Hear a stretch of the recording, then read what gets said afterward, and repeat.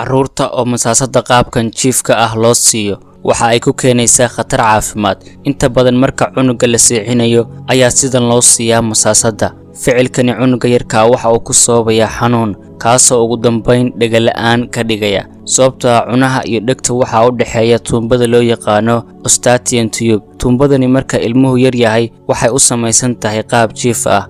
Haddaba cunuga yarka ah marka aad isagoo jiifa aad caano ama biyo siiso, sida sawirka idinkaga muuqatana aad u siiso, wixii aad siisay waxay toos ugu gudbayaan dhegta, taasoo keenaysa in dhegta ay ku ururaan, ugu dambeynna ay infekshan qaado dhegta cunuga yarka ah, taasoo sababaysa in malax aad u badan iyo caabuq ay keento dhegta.